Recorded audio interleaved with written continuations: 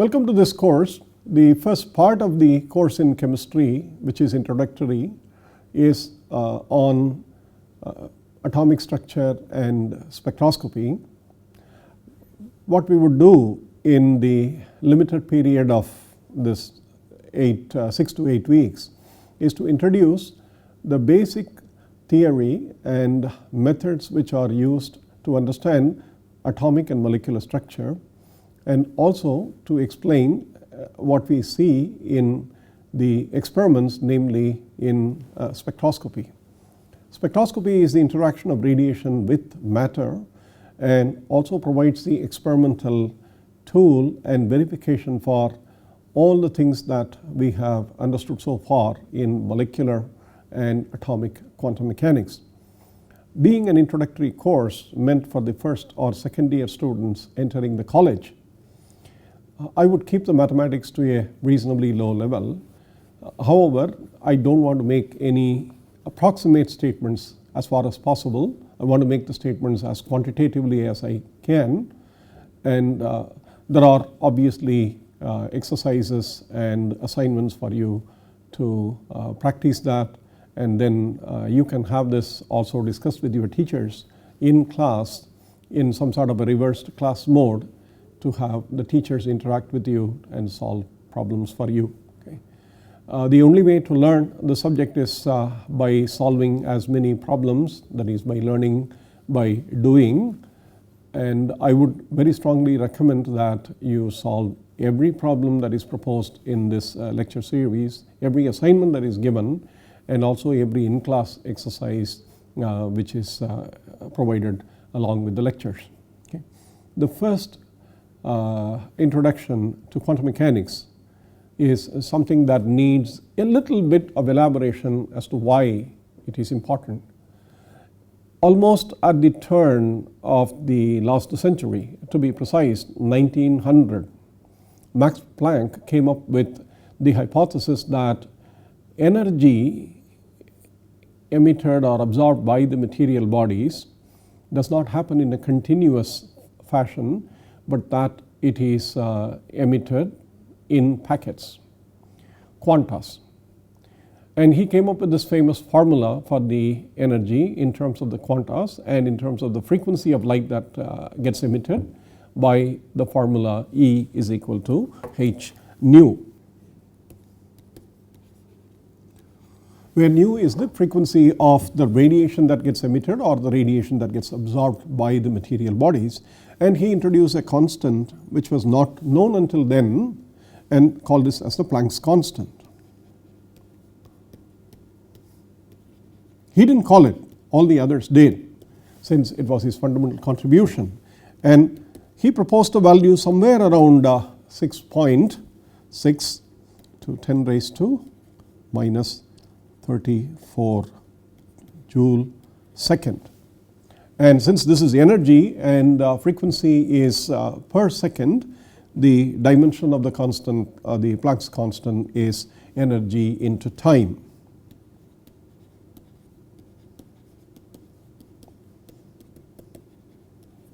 There are other ways of decomposing these dimensions, but after Planck introduced this, I mean, it wasn't something that everybody accepted it as is, but they thought that with his prescription of the discretization of the transaction of energy by the material bodies, he could explain at that point of time very satisfactorily what was known as the black body radiation phenomenon, which could not be explained by any classical mechanical methods. Just about 5 years later, it was Albert Einstein who threw in the next tantrum, if I may say so, to the whole field of physics with his hypothesis that, or his proposition, that light itself consisted of packets of energy. If you recall elementary physics, Newton many years ago, I mean hundreds of years ago, proposed that light consists of corpuscles or particles, particulate.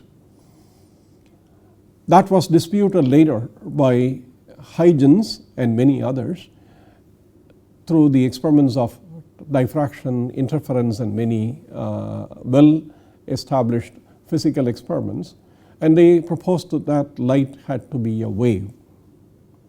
Later, the fact that light was a wave was further generalized by Maxwell through his theory for electromagnetic radiation, in which he considered light to be a part of the general field called the electromagnetic radiation, in which electric and magnetic fields oscillate in time.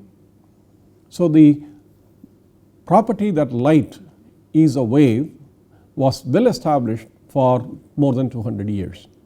But then Einstein, in explaining the photoelectric effect of the emission of electrons by metals when light falls on the metals, he came up with this proposal that light itself consists of packets of energy, and he used exactly the same formula that Planck had, except that now I will put the subscript light, and the packet of energy also is given by this formula that h nu, where h was the Planck's constant, which was introduced by Max Planck 5 years before that, and nu is the frequency of light.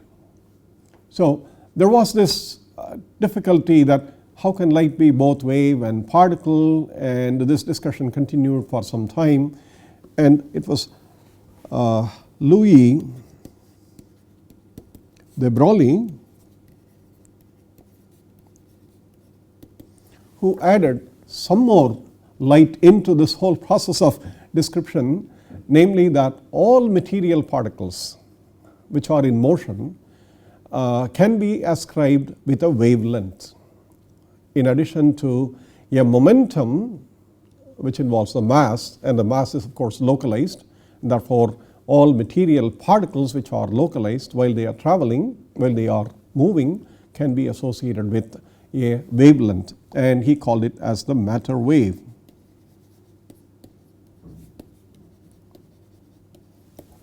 And this process, he introduced the wavelength lambda to be again involving the Planck's constant and the momentum of the particle. This is for particles which travel not with the speed of light but much less than the speed of light, which you can write as the mass times the velocity. Okay. So here is again the Planck's constant, and this idea that particles in motion can actually be associated with a wavelength now brought into question by someone who would contribute to the most fundamental equation of matter for the next 100 years, by Erwin Schrodinger.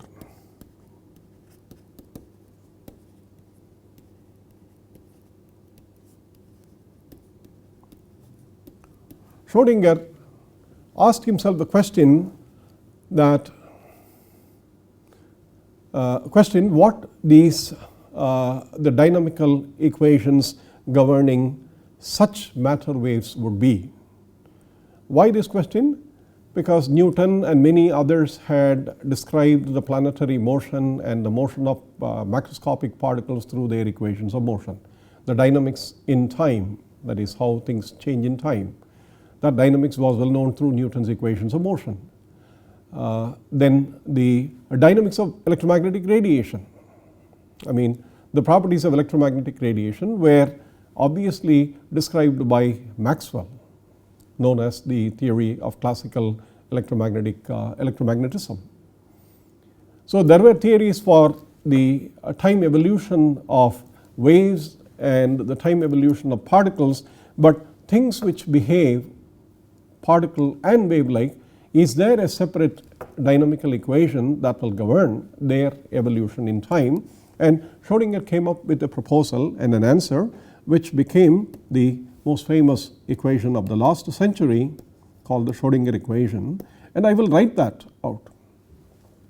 The Schrodinger equation comes up with a function psi, which is a function of time, and a quantity called the Hamiltonian or the total energy of the system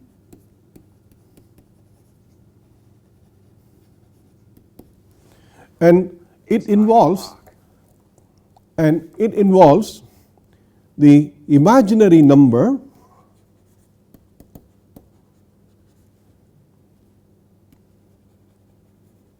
square root of minus 1, and h bar is again Planck's constant h divided by 2 pi. Okay. Schrodinger proposed this equation as the equation that the matter waves would satisfy, and he proposed the function psi as a property of the system, and since it is a property which describes how the system evolves in time, psi itself is a function of time.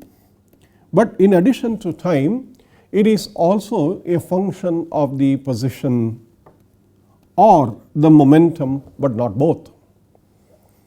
The x here represents position in one dimension or one dimensional motion, but if the motion happens in 3 dimensions, it is a function of all the 3 positional coordinates of that system or the particle, but it is also a function of time.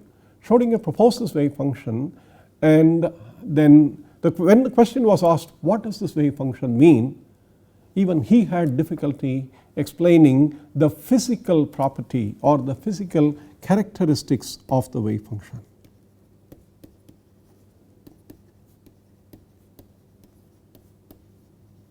Or nature. What is it? In fact, Schrodinger made the mistake. His interpretation was proved to be wrong, and later it was Professor Max Born who came up with the correct interpretation that most of us accept today, that it is not the wave function which is important, given that this equation is an equation containing, you see this particular one that you have here, let me highlight it. See this particular equation which has the total energy on one side and it has a wave function on the other side, but it also contains the imaginary number, and therefore it is possible that the wave function psi itself is imaginary or complex, and if it is complex then we do not have a physical interpretation for the wave function itself. But it was Max Born who said it is not the wave function psi, but it is the complex conjugate times the wave function itself, the product. That can be interpreted through probability statements. It is associated with the probability of something. We will see all of this in this whole course. The entire course, it would be nice for me to actually solve the time dependent equation, but I am not going to.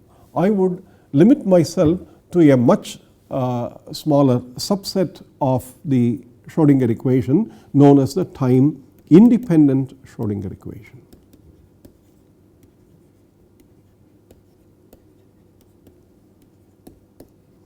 Which is given by the symbol h.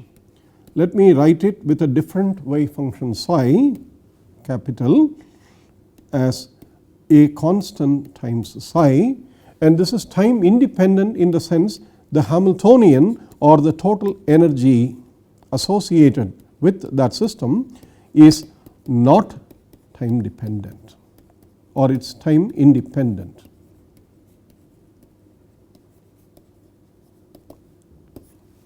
If radiation interacts with matter for a brief time, as we do in spectroscopy, during the interaction period the system total energy is dependent on time, because the radiation itself is an oscillating electric and magnetic field in some approximation, in the wave approximation. Therefore, the Hamiltonian can in principle be dependent on time, or we may introduce a force for a short period, a changing force.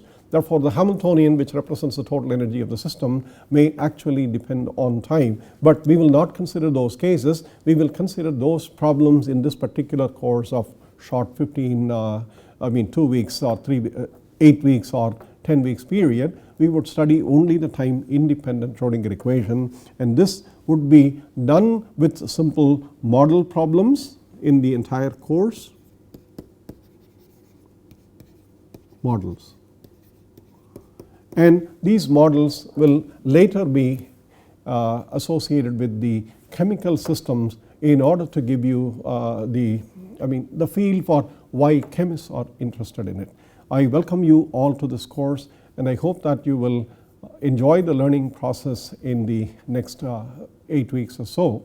But please do answer all the assignments, please do attempt all the assignments, please do answer all the questions which are discussed either in your class related to the subject or given to you for your own attempt. Without solving those problems, you will not even be able to appreciate what all of this is about, and I wish you all the best. We will continue that in the next lecture. Thank you.